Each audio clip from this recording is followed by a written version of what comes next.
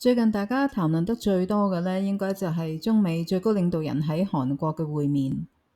客觀嚟講，大家都能夠從會面嘅一啲細微小節度見到各方面嘅一啲端倪。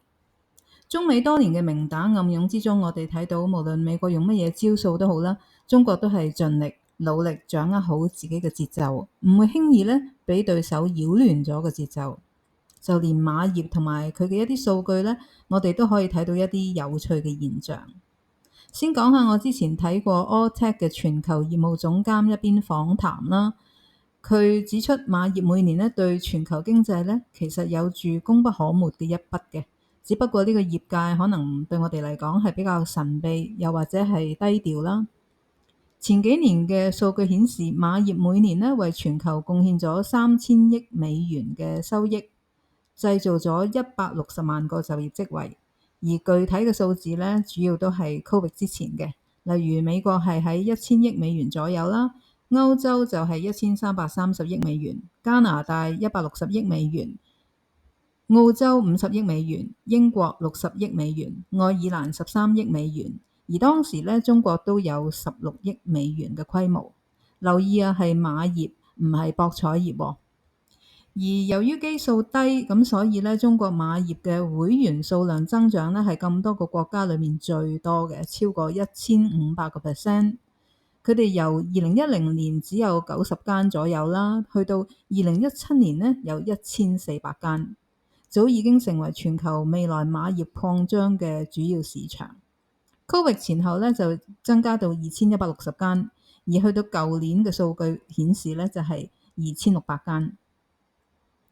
香港人比較熟悉嘅可能就係玉龍啊、一鳴啊、華宇呢啲行內嘅表表者啦。咁尤其是玉龍集團啦，因為咧佢哋都有通過係香港嘅馬會，又係養馬。咁其中應該而家有一匹咧係喺廖康銘嘅馬房嘅。至於博彩咧，有幾個數據咧係可以令到大家窺見中國嘅情況同埋一啲潛在嘅發展。嗱，我哋先嚟比較一下，2018年呢，香港馬會博彩投注總收入咧係2340億港元，而同年呢，中國內地嘅銷售彩票嘅金額咧已經去到折合成港元咧係近5000億啦。咁比較舊年咧，2024年嘅數據啊，香港馬會咧係大概3200億啦，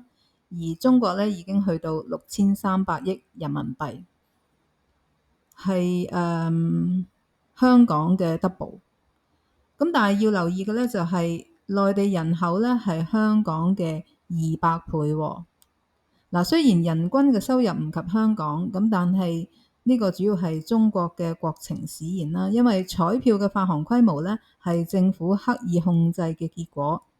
事實上咧，內地目前有大概3億嘅彩民，大部分咧都係一啲農民工啦，同埋低收入者，佢哋希望改變命運，但又缺乏上升嘅通道，咁所以出現咗一個有趣嘅現象咧，就係佢哋會喺自己嘅收入裏邊節衣縮食，平均每人每年咧都會慳2000蚊左右花費喺彩票度嘅喎。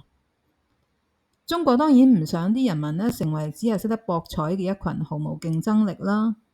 所以博彩業咧一直以嚟咧都會有管制，但同時咧我相信當局咧都會明白，如果有足夠對業界嘅規管，呢個咧都可以係一個對經濟有貢獻嘅領域。目前中國咧就冇賽馬博彩嘅，咁但係原來一直以嚟咧都有練馬師、有騎師、有賽馬，亦都有獎金制，咁只不過規模咧唔大，亦都咧係以競賽為主，而唔係以賭博為主嘅。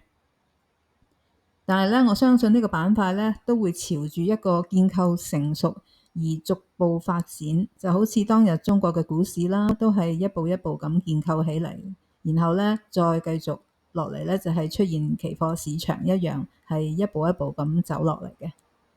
我哋開始嘅時候提到 Alltech 呢間公司，其實佢哋1994年咧都入咗中國噶啦。呢間成立於1980年，係由一位咧來自愛爾蘭嘅科學家，最初咧用$10,000喺美國創辦嘅企業，主要咧就通過佢所學嘅專業啦，專注發展提供一啲營養嘅飼料，特別係一啲加入咗發酵酵母嘅產物，去幫助動物健康咁成長嘅飼料為主。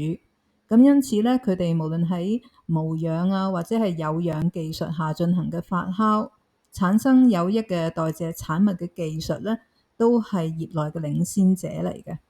發展到今時今日咧，佢全球大約有5000幾名員工。對於佢哋嘅發酵技術咧，亦都衍生出咗佢哋有一個小小嘅工廠，係用蒸餾技術啦、釀造同埋生產愛爾蘭威士忌嘅。每年呢，甚至乎有人呢係會專登組團去參觀。我哋從一件小事呢，仲可以睇到創辦人嘅呢個企業嘅企業文化，就係海地地震之後呢，佢就主張去海地發展一個企業，去幫助當地嘅人重建，購買佢哋去高山種植嘅咖啡豆啦，然後供應翻佢哋自己美國企業基地嚟到使用，亦都可以咧俾海地嘅人提供就業機會，幫助佢哋咧由天災之後重建同埋復原。咁不過好可惜啦，創辦人喺2018年去世啦，而佢嘅女咧亦都係相繼喺2019年去世。目前佢嘅公司咧係由佢嘅遺孀同埋個仔去管理嘅，以延續佢嘅事業。嗱，喺人人都話 AI 會取代人類啦，仲有經濟有幾疲弱啦，中美博弈有幾咁危急啦，如箭在弦啦，好多負面泛濫嘅消息。呢一個故事，呢一啲數據咧就話俾我哋聽，要成功咧唔一定有幾聰明或者幾厲害，而係當人人都悲天憫人嘅時候，你睇到正面嘅機遇。就係呢一類喺危難中出現嘅所謂5年髮夾彎，你先至有超前別人嘅契機。中國人有句説話：事已勿成，言已涉敗。呢個咧係出自韓非子嘅説難，就係呢種唔放棄堅韌嘅處事態度、周密嘅部署、低調嘅努力，先至能夠面對得到風浪嘅。呢幾年我哋睇到每一個地方啦，每一個界別啦，都喺度進行緊大洗牌，馬業都唔例外。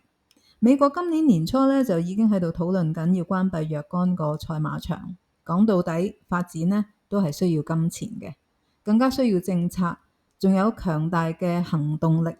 執行力，而唔係好似紐約地鐵維修咁樣，淨係爭論呢都超過20年，仲未有行動。呢段少少嘅資訊呢，係希望大家可以多啲着眼好嘅事啦，可以喺呢一個大洗牌裏面揾到屬於你嘅契機，因為紛紛擾擾好多聲音，真真假假，好可能呢只係干擾咗你嘅思緒。能夠放低偏見，客觀同理性，先至能夠睇到人哋睇唔到嘅機會。